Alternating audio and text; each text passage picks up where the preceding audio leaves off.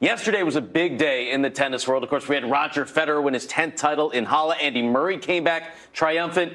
But another day and another trophy for Ashleigh Barty. Took the title in Birmingham. Today she was awarded the world #1 trophy. Pretty special stuff for Ash. She said, "How are you going to celebrate? I'm going to go to Eastbourne." You know what? She came, but then she withdrew. So time for a proper Barty party. Absolutely. And maybe a beer. She said that's her drink of choice. But certainly, I think a smart decision with all of the tennis that Barty has played. I mean, what an accomplishment, getting to #1 in the world. And she is a player that you consistently hear from everybody, players as well as those of us still watching the game, that she's a player that deserves what she has gotten because of how well she's played, because of how she conducts herself. She leads the tour in match wins this year. She's gotten to the quarterfinals or better in 6 of her 8 events this year. It's been phenomenal. Tour leading 3 titles as well. You can see why she's sitting at the top of the rankings right now. All right, let's hear it from Ashleigh Barty. Our Prakash Armitage caught up with the new world #1. Ash, I'm not quite sure which to congratulate you on first. Just so many wonderful things. The ranking, French Open last week in Birmingham. Have you had even a minute to celebrate at all? It's been an incredible month. It really has. After the French Open, we were able to go and sneak a couple of days in at the Belfry and play a little bit of golf just to unwind and relax. But it's certainly been a whirlwind 24 hours for myself and my team. It's just been an incredible ride. You have a different perspective because it hasn't been sort of a straightforward, run to #1. Took some time away from the game, came back. Have you been able to sort of put it all into perspective? Yeah, it's been very different. It's been a unique journey. It's my own journey. I'm trying to write my own script a little bit, but it's just been an amazing progression for us. The last 3.5 years have been incredible, and I'm just enjoying every single minute. Last time we chatted, I think it was in Madrid, and you were saying how comfortable you were on the clay. You had such a great lead up to the French. How's your feeling on the grass here going up to Wimbledon?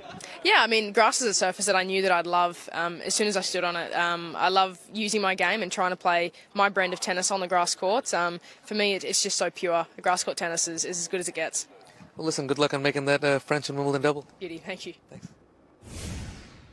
Now, her game is pretty pure, and Nolsey, you're somebody that knows what it's like to be #1 in the world. You're #1 in the world in doubles. So what is that like?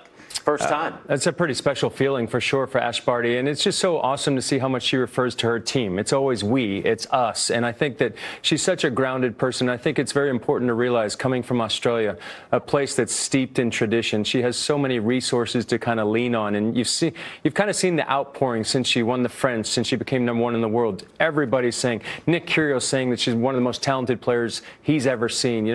I think she's really going to be in it for a long time, and really special that she broke through on the clay, because to me, as she just told us, grass is going to be her best surface for sure. When you think about her all-court game, her ability to change pace on the backhand side, dictate with the forehand, get some good pop on the serve, not afraid to finish at the net. She's Aussie. They grow up on grass. Between beer and grass courts, that's what it's about when you're Australian. Chanda, we've gotten some time to talk to Ash at Roland Garros. She's just got that calm, that chill charm about her. Nothing really phases her. So since 2005, on the men's side, we've had 4 #1s, the big 4. Roger, Rafa, Novak, and Andy. That's it. But on the women's side, she's the 17th player since 2005 to get to #1.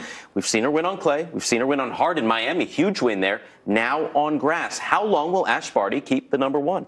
I mean, she could hold on to it certainly for the rest of the year. When you look at the way she's played, when you look at the variety in her game, her comfort level on the different surfaces, she's won on 3 different surfaces this year. That's remarkable in and of itself. And I think you mentioned, Steve, the calmness that she has, the way she's been able to stay grounded. She understands how she got to this place. She's done it her way, probably more than any other player.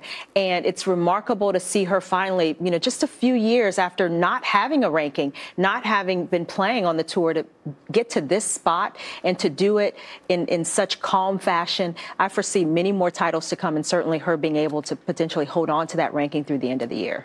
Just the 2nd Aussie woman all time to get to the top spot. Yvonne Goolagong, somebody that she has looked up to and is a good friend of hers now, is the other one. So really special moments for Ashleigh Barty. Had to withdraw from this week. Julia Gerges, who she beat on the way to #1, also withdrawing. And that big match that we were hoping for, the final from Mallorca, couldn't play today. Kenin could not get on the court today because of the rain, a washout for the rest of the schedule in Eastbourne.